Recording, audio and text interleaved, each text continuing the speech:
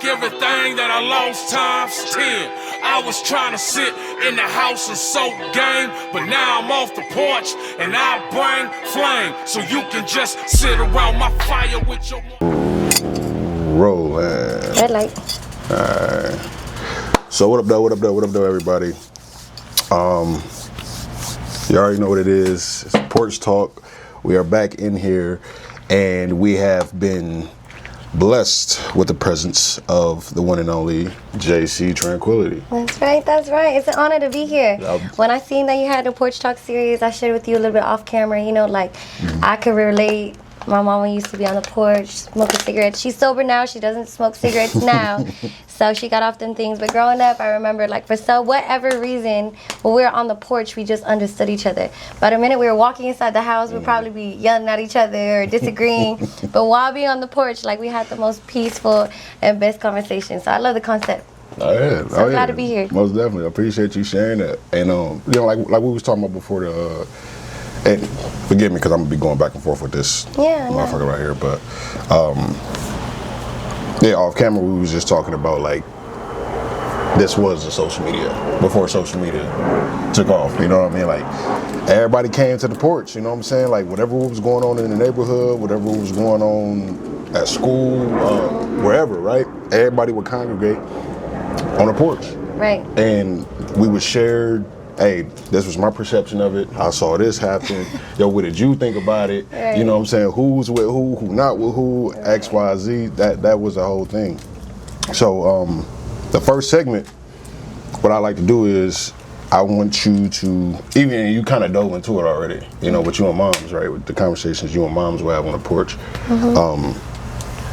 Just kind of, if you can, or you know, whatever you're willing to share, just kind of like dive more into what you remember, you know what I'm saying, and like those times back in the day, like what it was like for you, you know what I'm saying, like was you out there with your girls and y'all just, you know what I'm saying, chopping it up? Yeah, so I'll be very honest, I grew up like southwest part of San Antonio, so I grew up in big country, so that's like Marbach and 1604 area, and honestly, exit 9, right? No, it's exit 7. Exit 7. I thought Marbach was exit 9. No, Marbach is exit 7 coming on down 410. Okay. It's 7. Okay. Yeah, I'm still learning. No, you good. Yeah, nah. So I grew up out there, but to be honest, I grew up with an older brother and younger brother. I have more homies than I did girls.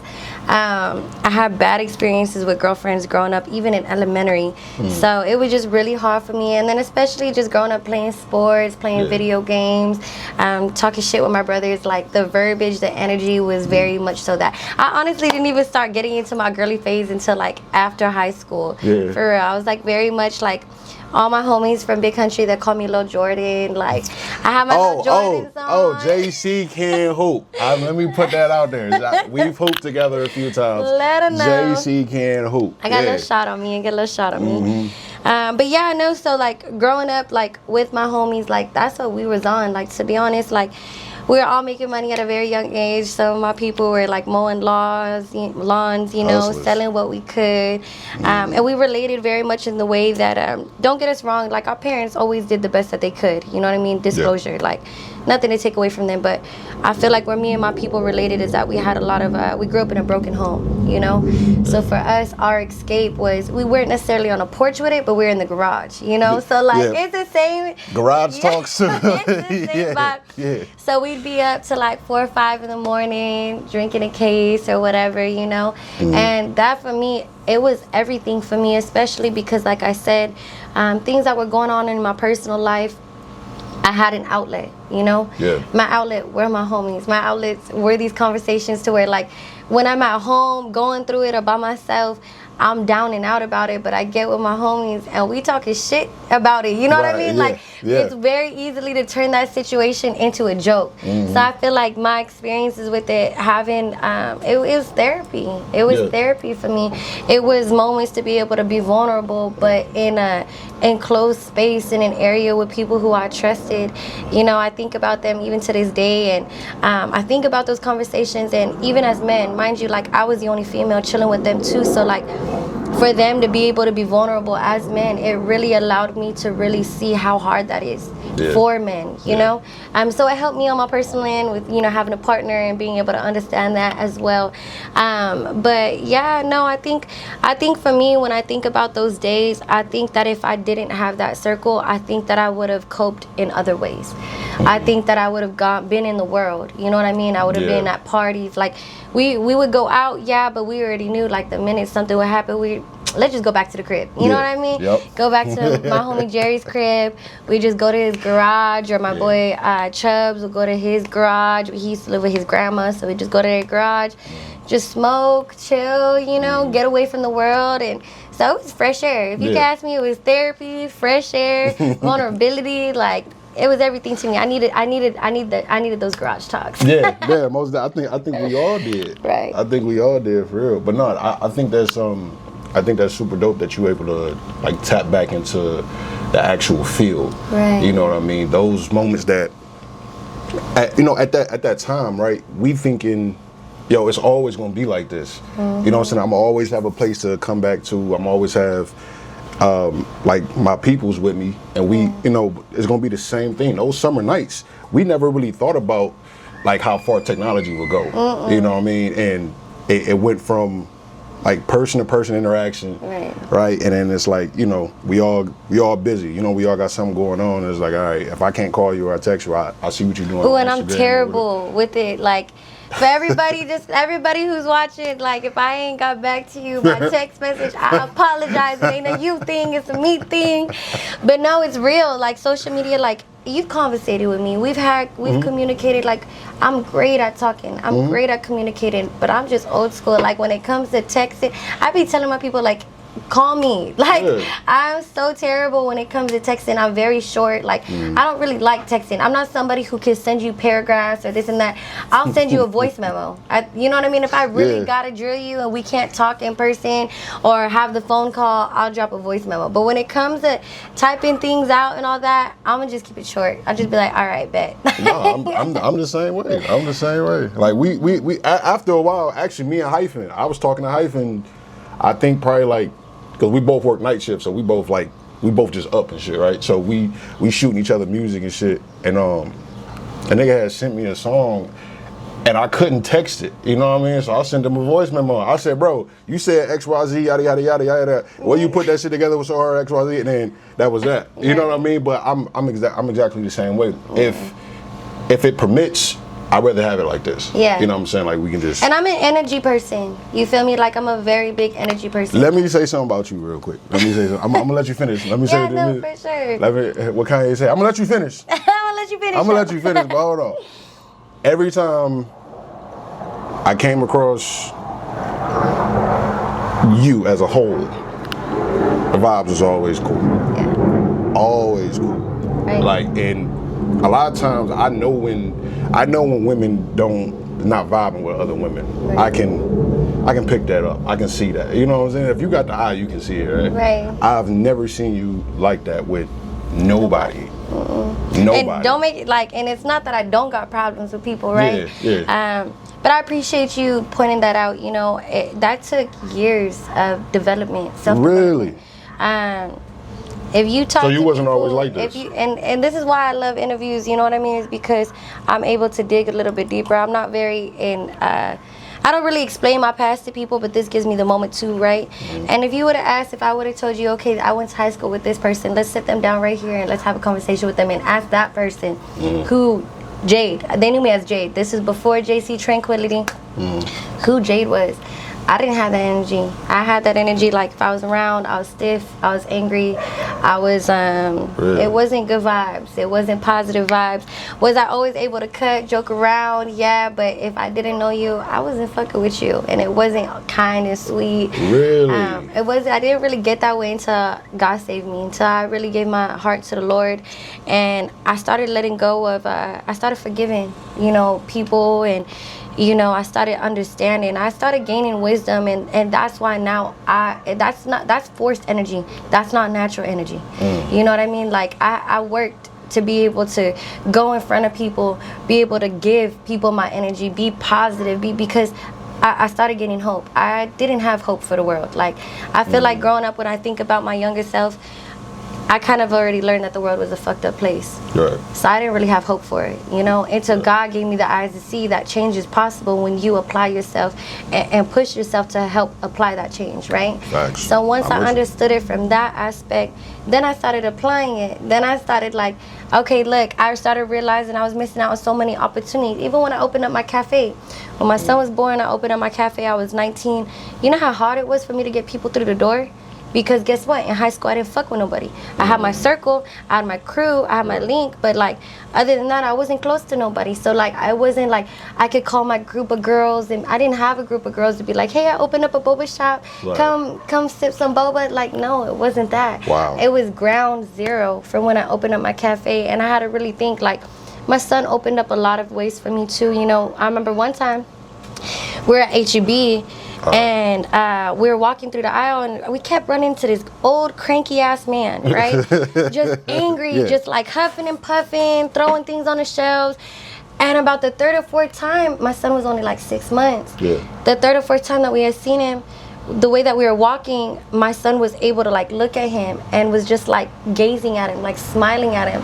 And I watched him change this cranky man's demeanor from being cranky to like graceful. Like it was just a complete code switch, you know, like, and my son inspired that in me. I was like, whoa, like I just watched him change this man's whole energy without even talking. You know what I mean? And that for me, like, I felt like that's when I realized, I was like, yo, a smile could change a day. I swear. You know, good energy. When I go around, I shake hands with people. Before, I didn't even want to hug people. I didn't hug people. Like, I didn't hug people. I like my personal space. I wouldn't dap you up if you weren't part of the gang. Like, if I ain't know you, like if you're not cool, like I'm not really that close associating myself with you. You know what I mean? Understandably. But then, like I said, I opened up my cafe, and I really had to sit with myself, right, and started realizing, like, me being like this serves nobody. It doesn't serve me. It doesn't serve my son. It keeps me comfortable because I'm uncomfortable around people. Like the way my mama's first time seeing me perform at a show, I remember she called me on the way home, and she was crying, and she was like, Jade, baby, I could have never imagined you being a social butterfly. I could have never imagined you being on stage. She's like, I remember when we would have guests come over, you would be hiding under the tables and da da da da da. Like, I was like, all right, chill out. Yeah, but it was just, I was very shy.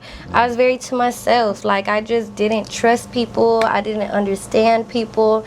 But yeah, so I feel like cultivating good energy, putting out positive, that's why when I see people who move in a certain frame and stuff, I keep my distance, but it's also confusing for me because forget what anybody else thinks. It's not about me thinking that you got a funky energy. It's the fact that you blocking your blessings. You don't know who could be in the same room as you. You don't know if you're at H-E-B and you run into somebody.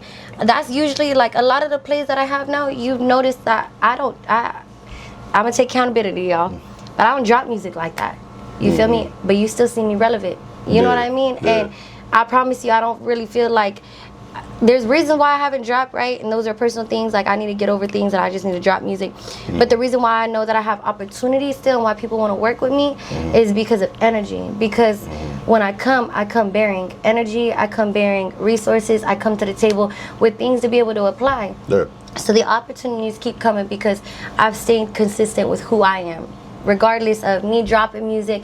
I just got booked in Japan. How I just got booked in Japan, but I ain't dropped nothing for the past like 2 years. Congratulations on that. Right. But it's all good energy. You know? Yeah, it's all good energy, and people don't forget that. Like, you know, I can meet somebody one time and I'll make sure, like, I just feel like for me, like, when I was going through what I was going through, nobody really took the time, like, to really sit there and hear me out, to see me, to like understand who I was. Girls were just looking at me wearing the same sweater, like, damn, why are you still wearing the same sweater? Not knowing what I'm going through back at home. You know what I mean? So now I take that into consideration. I'm not finna judge you by, you've never seen me judge nobody. You know what I mean? You've never seen me treat anybody differently. I treat everybody the same because I just feel like you just never know what nobody's going through. Nah, facts. Like, and you bring in, for the people that know me, they know me and God like real close. You know what I mean? So when you brought that up, You trying to be a part of the show or something? He said, bzzz. Trying to be a part of the show? Your testimony is basically what you just gave me. Yeah. Which is a very powerful thing. It's the most strongest weapon that God gave us. I swear. And a lot of folks don't know your trials and your tribulations, everything that you had to go through in order to be who you are today. Right. A lot of that is not our own doing. Now, granted, we make the conscious decision. Free will. You feel me? Yeah. To make that change. But it's a lot of work that go into that. It's a spiritual journey. Seriously. Yeah. And you gotta I learned this from Jocelyn. She was like shadow work. And I was like, what the fuck is shadow work? What are you talking about? But when she really broke it down to me, I was like, oh yeah, I went through that a couple of times. Right. And you constantly go through it because you're constantly evolving, you're constantly growing. All right. So you sharing that with me now, that explained a lot. You know what I'm saying? Because I ain't meet Jay. Yeah. You know what I'm saying? You was already tranquil. Yeah. Literally. You was already tranquil when I met you. I said, damn, she seemed like she cool people. So like that's what's up. And I think that is honestly, it's a pro and con now, right? Because you say that? I say it's a pro and con because people would take kindness for weakness. And I feel like sometimes, and the average person, like of course, like for us who are intuitive, who are spiritual, we can see that grace, we can see that kindness, and we know that it's harder to move with that, right? But the average person will take that kindness for weakness. You'll see that kind people, that good people are the ones who get the shorter end of the stick. And there's been plenty of times, especially in this industry, like this industry ain't no joke. Yeah, no, this shit cold. Grimy. This shit cold, It's grimy, you feel me? It'll break you if you let it. If you let it, and I feel like that's why I say sometimes it can be a con because I prayed for this. I prayed that nobody knew what I was going through. When God transformed me, I didn't want to look like the broken, angry, selfish girl that I was. I wanted to be transformed and reformed. And I asked for that. And when God gave that to me, now it's like sometimes people just don't think that you've been through shit. And it's not until I really start getting vocal and start speaking that sometimes I gotta get back into that person. That's why for me, I'll never forget who I am. You know what I mean? Don't get me wrong. Am I transformed? Am I a new person? Yes. Am I a woman of God? But I be quick to really show people like you don't know who I am. You gotta apply that pressure. I seen this quote.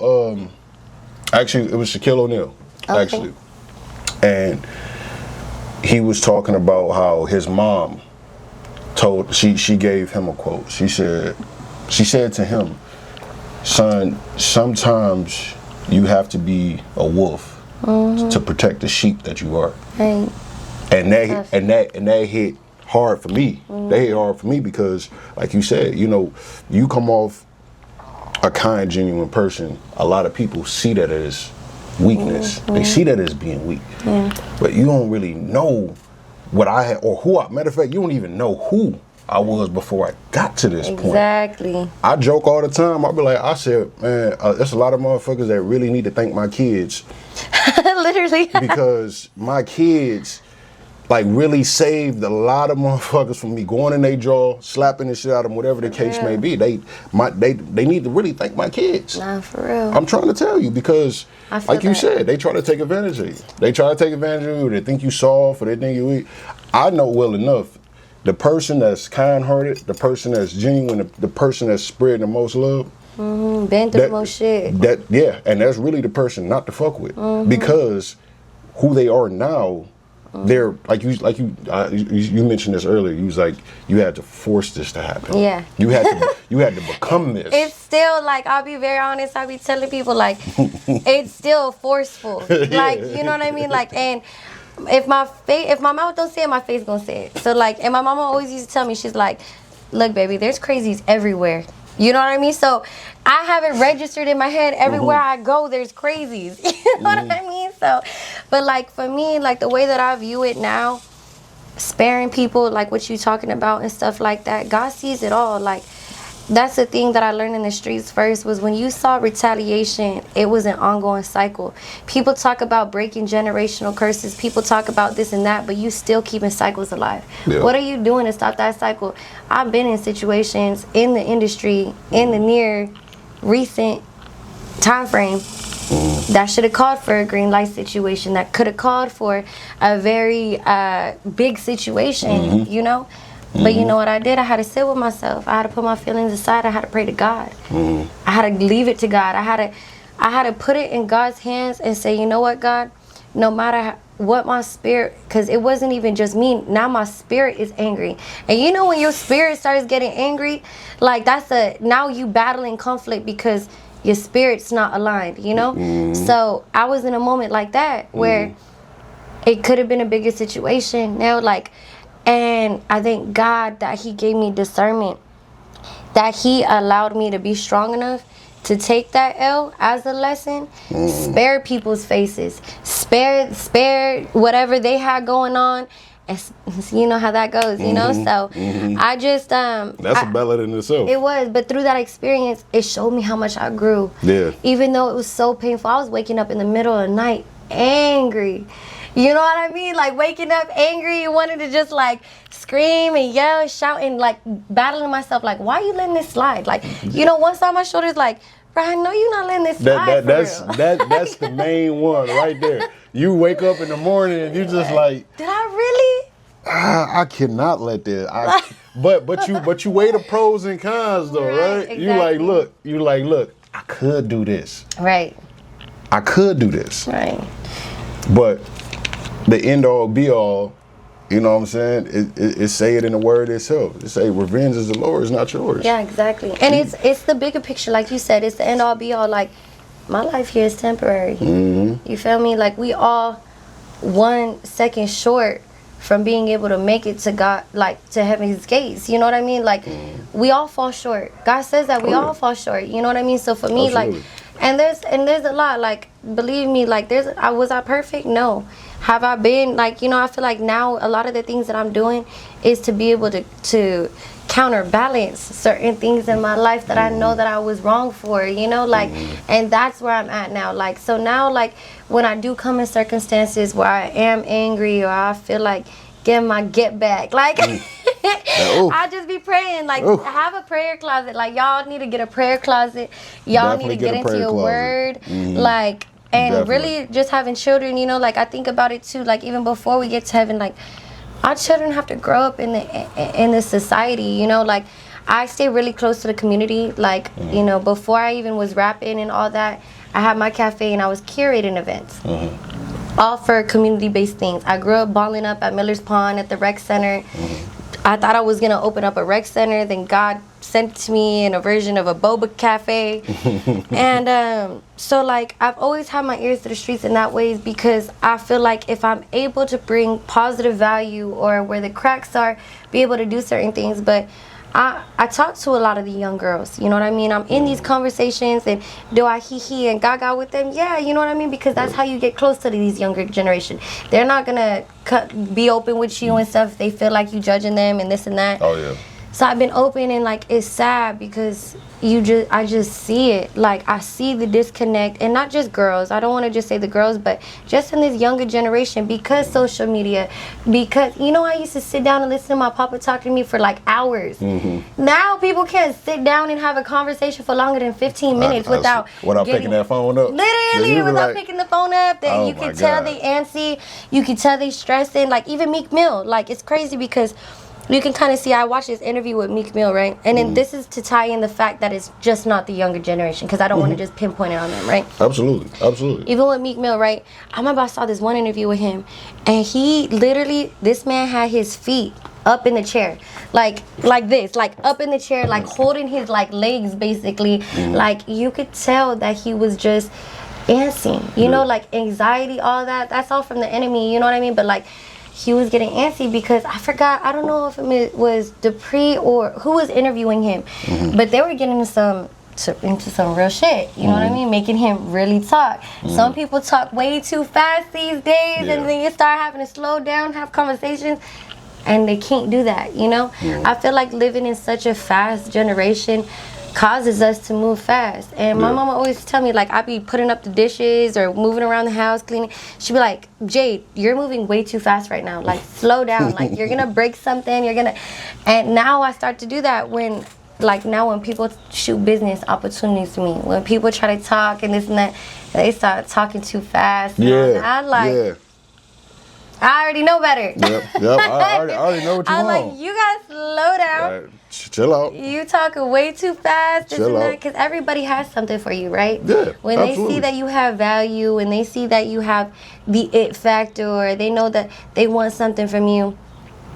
And nowadays it's a little bit harder because resources, it wasn't like back then when we were having to go buy CDs, when we were having to go, like, in order for us to listen to music, we had to buy CDs. We had to download this shit to be able to like jam. We had to burn CDs. Like, it wasn't as accessible. Things weren't as fast. Like, now people are blowing off of a one-hit wonder. You know what I mean? That shit is crazy. So people expect it. Now we live in a life of expectancy where we expect to blow. We expect to be famous. We expect these things. And that's why people sell themselves short. That's why, like, I take advantage of these moments to be able to have these conversations, to be vocal about real things. Like, I know that we all have a purpose, right?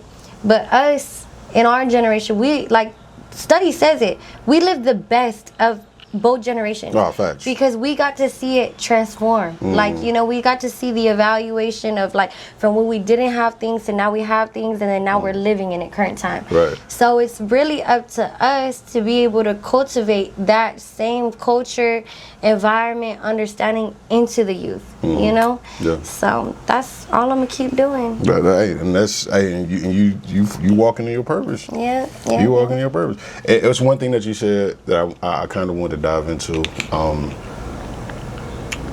You mentioned like how you talk to the young girls or whatever, and like how you connect with them. You absolutely right, because I remember just being a young nigga, right, and I had folks, whoever, right, they come to me, they trying to tell me about God or whatever, right. I ain't gonna lie, I wasn't trying to hear that shit. Not for real. I was not trying to hear that shit. And the thing about it was like, because, this was before, right? I didn't really know the word like that. So you coming to me quoting scriptures, I don't know what the fuck you talking about. Right, exactly. I don't know what you're talking about.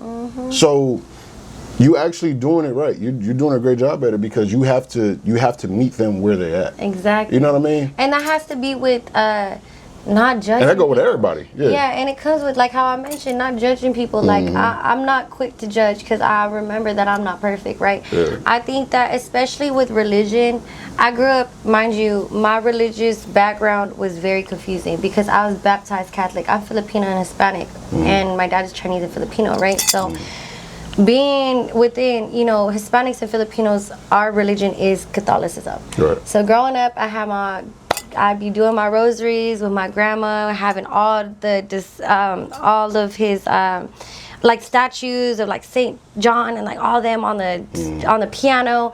And then I go to my dad's grandpa's side, right? And he's Christian, so he telling me that we're not gonna make it to heaven doing this, and my grandma's telling me if I don't do my rosary, I'm not gonna make it to heaven. So religion was something that I struggled with. And not just that, but the hypocrisy within it, right? My dad was a Bible basher, but he had his flaws, Right. So having to understand, I'm like, what you talking about? Like, I don't even believe what it is that you're talking about right now. So I've used those experiences to where now when it comes to the word, or even just comes with advice, I'm not pressing iron on people's throats trying to get it down to them to get them to understand. I'm having conversations. I listen more than I speak.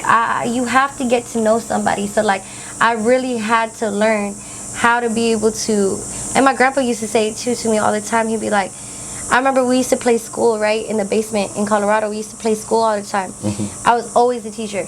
Always. Like, all my cousins, he had like little desks and books and stuff. And I remember one time he came, and he's one of those people where like they drop some on you and they just walk away. And you just kind of sitting there like, okay. But yeah, he was telling me, he's like, well, if you want to be a student, like, you got to learn how to be the teacher. Yeah. And that didn't make sense to me back then. And now, like I said, I'm using all these experiences to where when it comes to younger generation, I feel like where religion and all that comes is because people think they're better than them, right? They think they're better than other people, so they get in front of them.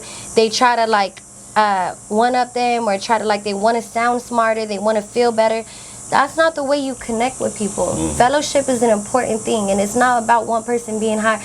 God sat down with his disciples as one. He didn't treat himself like he was above anybody. When he walked through villages and walked through the earth, like, he didn't want praise. He didn't want none of that. Like, he made sure people, God sent him in human form. You know what I mean? Like, he could have came as Superman, like unbreakable, untouchable. They could have tried to hang him on a cross and them needles would have broke, whatever. Like, that's not the case. So it is important. I feel like for everybody who knows that they have purpose, like, don't judge anybody. Don't sit here coming to the table like ego is gonna knock you down 10 steps further than you thinking that you're doing anything. And like, that's what people face a lot, is their ego. You know what I mean? They put themselves on a pedestal and all that. Well, make God get off that throne and he's gonna humble you. I'm trying to tell you. I'm trying to tell you. Every time. Every time. So look, I got a little game, right? Okay. And this game is called, that's Midnight right there. Midnight just had some babies. Hi, where your babies at, girl? You just adopted them? You threw them off on somebody else? Yeah, she got them running around the neighborhood doing whatever. But yeah, so this game is called On the Porch, Off the Porch. Now we're gonna have to get some more of this in a minute. So basically how this game goes is I'll say a scenario, and if you experience it, you say, look, okay, I was off the porch. And if you didn't experience it, you say I was on the porch. Okay, all right? Okay. All right, cool. All right, cool. So, all right. So the first one, right? What? Or I ain't gonna say what. Was it identifiable? I don't. Is that a word? I don't even know if that's a word. We artists. We can make any. We can make up words. Hey, was it identifiable to know where the gang was at by knowing where their bikes were? Off the porch. Off the porch? All right, bet. Off the porch. Because you knew where everybody was at when you saw the bikes in front of the crib. Automatically. You knew where they was at. No, that's how you, that's like, and that's what's so crazy where it's like, that's an old school saying. All right, so we back. As y'all can see, I've had a change of attire because Texas. It's Texas, it's hot as hell, and I was sweating like a motherfucker. So y'all go ahead and clip that and have fun with that. Do what you will. Okay, so we were doing a segment on the porch, off the porch. Okay. So we got to get back into that. So let me see if I can remember what I asked you. We got the first question. Okay. We got that one. The bikes. Yeah, the bikes. Yeah, that was the first one. Okay. The second one. Were you ever on the porch with your crush? Oh, yeah. Okay. Yeah. So, like, as I was explaining, is that I've always been a lover girl. So I've always been in a relationship. Had my first boyfriend in, like, 8th grade to, like, freshman year. Then had my second boyfriend. Then met my son's dad. So I didn't even really start dating till I was like 24 when me and my ex like officially like, you know, broke up. So I didn't really have a moment where I didn't have my baby with me. So I was definitely I was on the porch with my boo thing. What I was doing, he was doing. What he was doing, I was doing. So we were definitely on the porch. Elevate, booed up. Definitely. Yeah. That's how I prefer it. I ain't no wrong with it. This other stuff ghetto. Ain't shit out here. No, nothing. The pool. It ain't shit out here. The pool's scarce. Hey, everybody on everybody. You know what I mean? I'm cool. Okay. All right. So the third one, I had freestyled the third one, so I forgot what the third one was. I think I did ask you that if like, were you on the porch talking about like when you first cracked shorty? Yeah. Were you on the porch talking about it with your homies? You're not. You were keeping it pee. No, I had to keep it pee all the way around. Like we left everything up to, you know, like I was telling you. Detroit, home of the pimps and players, so I got taught the game at a very young age. Like, yo, whatever you do, you just keep it under wraps. San Antonio needs that. We need some type of code. Yeah. It's like part of San Antonio's code to go and spill the beans. I mean, who's spilling it first, though? Is it the guy or is it the... Is it the? Is it? Shit, I'm gonna be messy. Shit. My homies, you know, I got homies, I got girls. Yeah, I think for me, that's anything in general is my business. Am I ducking? No, because if I make the choice to lay my head down with somebody, I'm not you know what I mean? Yeah, you know, some people be ducking. No, I'm not, but my business is my business. I feel the same feel me? way. So I'm definitely more on that end of it. But I do got a best friend. I got my shorty girls. We be talking about all sorts of stuff. So with us, there kind of is, but it's also within code. You know, I feel like with some of the guys, like with some guys that I've heard talk about it, it's more in like bragging on. You know, like with girls, with us, with girl code, we ain't finna go outside of our circle and go to anybody who's doing what with who. But we are talking positions. We're talking what, like we're giving all the details. Yeah, There's dropping all the tea. Yeah, all the tea. Yeah. So I think that's how it is for us, you know. Yeah. But I do have homies who I be telling them to shut up because it's like, you know, especially if you are pulling shorty who's bad and everybody wants her and everybody wants to brag on her. They be doing that. That's the norm here. I mean, but even still, you can keep it pedo. You like, yo, if you see me pop out with her, you know what I'm saying, you know what it is. You know what I'm saying? And like with me, I'm real, like especially when my relationship and my family, I'm super private about that. You know what I'm saying? I may post something, like me and Josh went out on a date or something, or I might post the kids here and there, but I'm like real protective of them. I'm real secretive of it. Well, I don't want to say secretive, I'm just private. Private, yeah, private's the right word. Yeah, and I tell people all the time, I'm like, yo, if I didn't do music, like I wouldn't even have social media. Right. Like, and me, I had to learn how to use social media. I'm still learning how to use it. I'm still learning how to use it.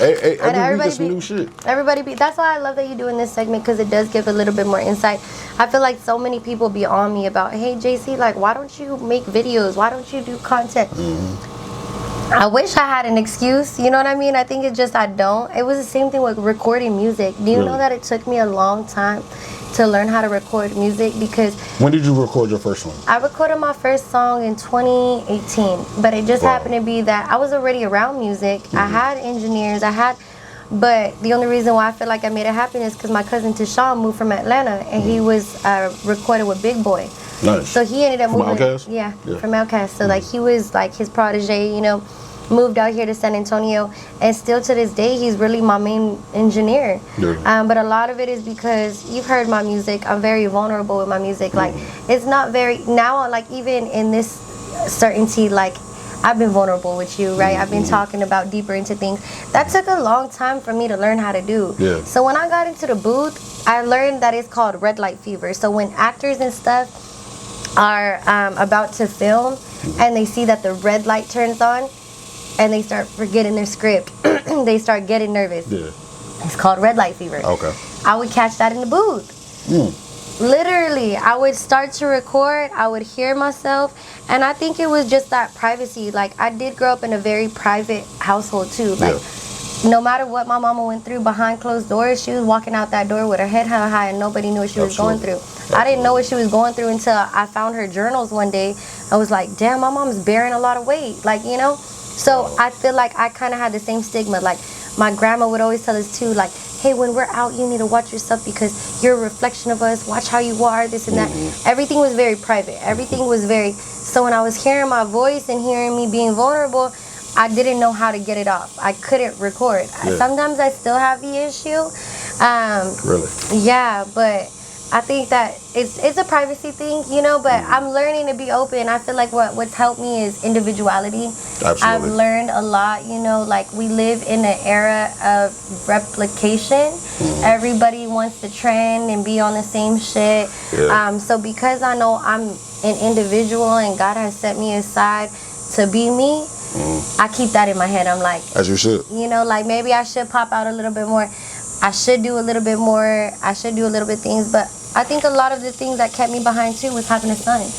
Like, you know, like for me, it don't make sense for me to be chasing clout and trying to get famous and me and my son are still getting things together. Like now you've seen me more in my journey and being out and doing things, because my son's 9 now. I got a little man.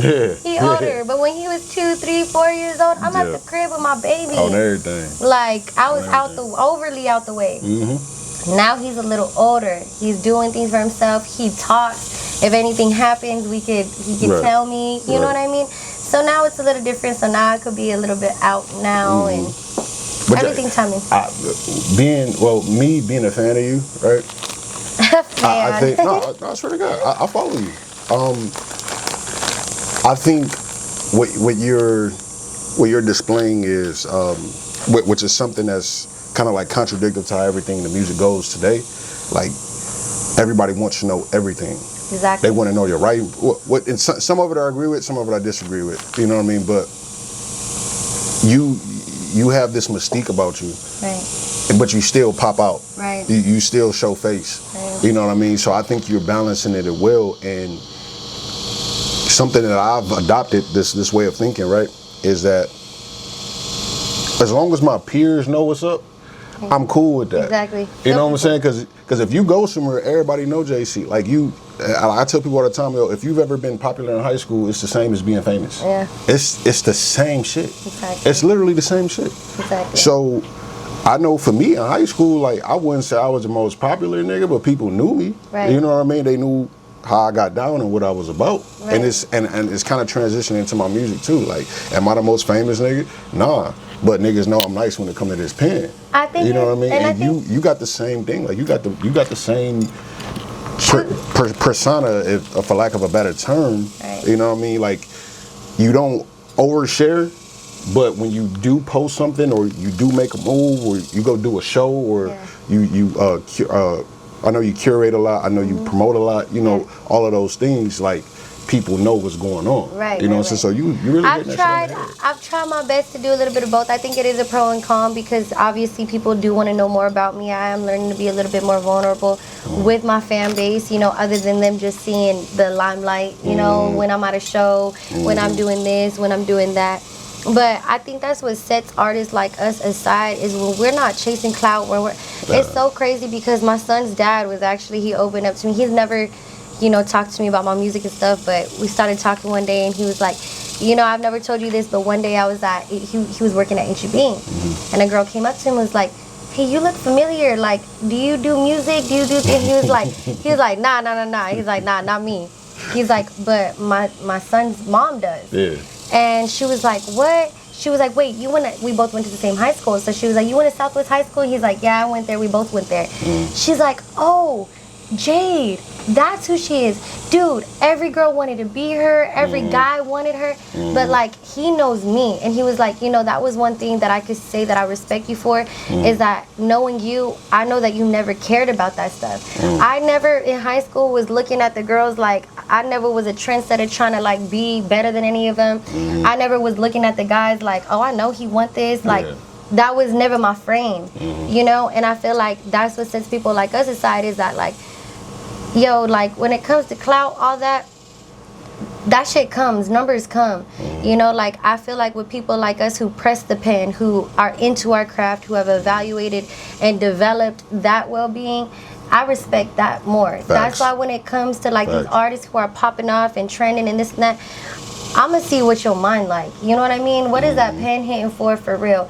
And I don't care. I'd rather fuck with somebody who has 500 followers and come do this rather than go fuck with somebody who has 50,000 or a million followers and stuff. There's more substance in these type of conversations that happens, you know? And I think that's what definitely sets us aside. Most definitely. I appreciate that too. I appreciate that. That's really what I really pride myself on. Like I love the craft. I love doing this shit and that's a beauty in it, right? Because like we've known of each other, we've had conversations, we've known each other, but we've never chilled. I've never came over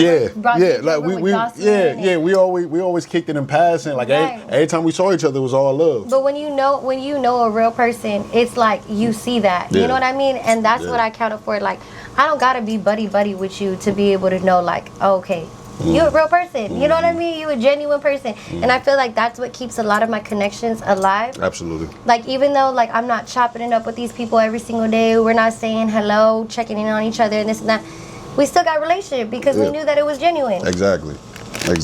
And some people, I feel like that's also the hard part with me, where people start to, like, play with me because it's like, I am kind. I am a nice person. But shit ain't sweet. Yeah, but people expect, but then not just that part, but then people expect you to be in your face with it. So I've lost girlfriends. I've lost guy friends who like, well, you don't check up on me, you don't do this and you don't do that. Nah, my girls know most of the time I'm ducked off. If I'm with my family, I'm with my family. And my girls, like the girl who I was just on the phone with a little while ago, Felicia, she's known me since I was 15 years old. There was points in time in life where our life demanded it, where we weren't talking for 4 or 5 years. Then we meet up with each other and it's like y'all just talked yesterday. I promise. And I need that type of energy. Yeah, those are the real ones. Those are the type of energy I need. I don't need somebody who feels like we need to talk. Like, JC, you don't talk to me no more. Yes, like, do you know I got a life? Real like, life. You should be having some shit going on too, where. You know what I'm saying? I don't give a fuck how long it's been. If I ain't talked to you in about 2 years, whenever we do link up, we gonna be straight. As long as I didn't hear in between the 2 years on the streets of saying you on some phony this and this and that, I might check you on it when I talk to you and get a little bit more clarification. But we good. Yeah, no, I've never heard no bad wrongs about you, Nellz. Like, that's why when you asked me to come on set, like, it was a no-brainer for me. You and Jocelyn have always had a great energy about you. You're a girl too. You know, every time I've seen her, she's greeted me very kindly, you know, and sometimes it's hard as a female because I'm definitely not a messy female. I'm a very respectful person. I would never come and be no homewrecker or nothing.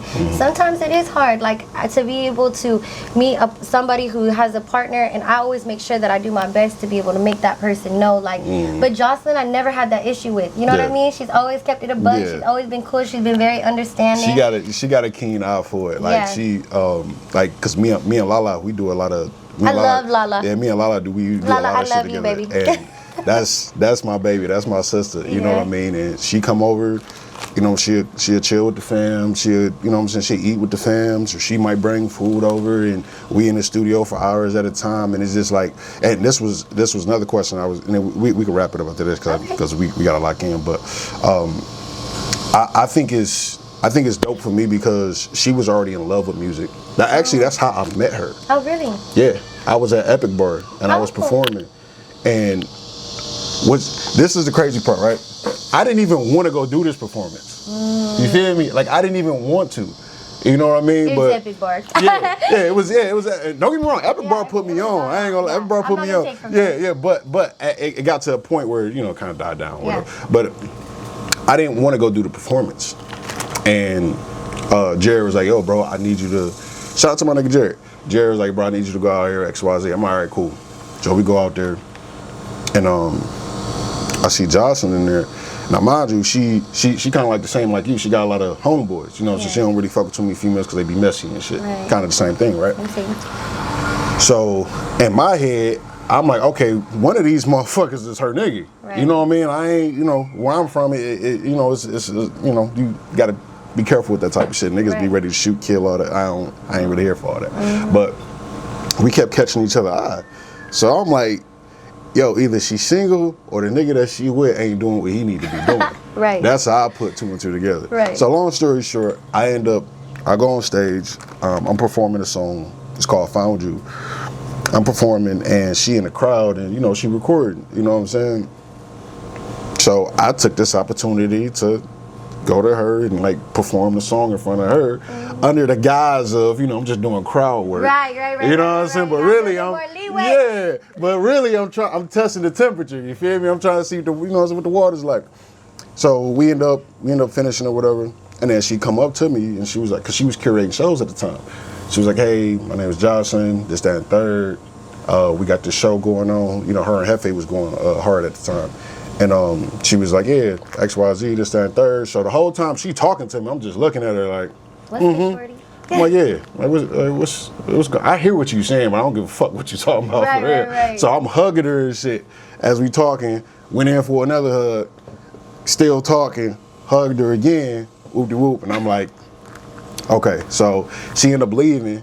I looked around, she ended up coming back, then we exchanged Instagram and shit, and then next thing you know, I tell her this all the time, you know, I slightly slid in her DMs, you know what I'm saying, trying to see what's going on with the whoop.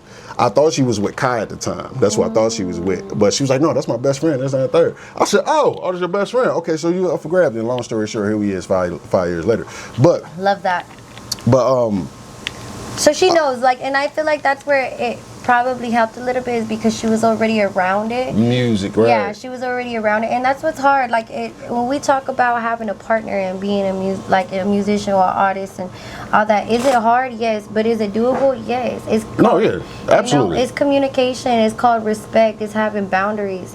You know, you gotta have clear boundaries. Absolutely. When it comes to being, because is it hard? Yes. Mm-hmm. You know what I mean? People are messy. Mm-hmm. People are so messy, and that's the easiest target. When you know somebody who has a partner and you trying to get them on a downfall or whatever, then you ain't gonna target your partner. Mm-hmm. But when you have a partner who understands the game, understands what's going on, then it makes it easy. I swear, and that simple. I'll say simple. And you know what? You basically just answered my question. The question I was gonna pose to you, like, because I'm assuming a man. He, like, well, you already told me. So he don't do music. Was that or did it ever become an issue at any point in time? Because we both know how this game go. Like, it's dudes that be like, yo, I want to work with you, XYZ, let's do a song, or let's collaborate on whatever the case may be. Right. And they're really not on that. No, they really just trying to. Especially as a female. As a female, I've run into y'all got it hard. I had to learn, you know, especially coming to the game early, like, you know, there were certain situations where it was studio time that went left. You know what I mean? I had to get up on out of there because, you know, I started realizing, like, damn, this person don't care about this music shit. They try to do something else. Right. So yeah, I feel like there was a lot of learning curves. I'm single right now, you know, but when I was in a relationship with my no, you're fine. With my ex, it was a lot of. I feel like as a man, he did have to give me a lot of grace. The average person in a relationship, you're not gonna want your lady, your woman, out at the studio at 2 a.m. by herself. You know what I mean? And so I will say that there was a lot of grace given from his end, because that's just not something that's comfortable. You know, and so it had to come into a lot of me being able to be trustworthy, you know, him being able to understand what my morale was. But it was hard. It definitely was hard, because even for me, I don't want to put my partner in an uncomfortable situation, right? So there was times where, like, even I've done a feature and, like, it was like a love song, and you know what I mean? Like, it just the stigma, but you gotta be secure with yourself. That's why if you are an artist and you are with a partner and that person is insecure, automatically it's not gonna work. Oh yeah. So if you go into it and you looking for somebody, you gotta look for somebody who's confident, who knows that they him or knows that they her, like, because that fluctuates into what we're doing. And I think that your partner is a reflection of you. Yeah. So if you have a partner and they looking iffy and they're kind of frustrated or mad, like, I be telling some of my homegirls that are with my homies who are artists, tighten up. I be telling them girls, like, I be telling their partners, like, tighten up, because anytime that another lady can smell that they think, oh, they got a chance. Same thing with men. Same thing with men. Motherfuckers be on it. It don't matter if y'all just left the house, y'all were arguing. You better pick your chin up, and like, y'all are the best lovers in the world. You better let it be known, like, hey, this is mine. Yeah. If dating a music artist is not for the weak. No. And you know, I see like little TikTok trends and shit about it, but it's like, yo, this shit is true. Like, it's really not for the weak. You have to have a certain level of confidence in yourself to deal with an artist, because wherever you go, you know, if people admire your work, you know, they're going to feel some type of gravitation to you. They will. You know what I mean? And the artist has to be also strong enough too to know, like, hey, look, this motherfucker may love me right now, but at the end of the day, I got something real at home. Yeah. And you got to be grounded in that. Yeah. And love is a feeling. You know, if you go about everything, especially an artist or just in general, if you go about life letting your feelings run your life, people get infatuated. Like, for me, I be telling people, you can come to my table with $3, $4, $5 trillion. I'ma still look you up and down and question you twice. Oh yeah, because facts. when you get to a point where you don't need nothing from nobody, that's when you level up. You know, and I always give that advice to everybody. Like, don't be so quick to be infatuated because somebody always has something to offer you. People will always, like, especially when they see that you are it or you're a superstar or this, they want a piece of it. Everybody wants a piece of that. So you gotta know who you are. You gotta be able to, like, even for me, I've had A&Rs from Miami hit me up. I've had managers from Atlanta. Like, I've had a lot of different calls, you know what I mean? And for me, I've stayed independent because I want to be in control of this. Music isn't, obviously you heard my business conversation on the back end, you know what I mean? Like, that's really where I want to. JC a hustler, I just want to put that out there. Yeah. So that's really where my focus is at because I want a solid foundation. I grew up broke. You know what I mean? I grew up having nothing, like, and that's not to take away from my parents. They did the best they could, but it was hard. And so now, like, for me to be able to live this lifestyle, I got to make sure my foundation is solid. So in order to do that, I got to make sure I'm solid. I'm not going out. You know how many people hit me all the time? JC, hey, I got this for you. Come to whoop-de-woo, da-da-da-da-da. Nah, I'm cool. I'm straight, you know. There's power in the no. Yeah, there's power in the no. And I don't force anything. Things that naturally happen.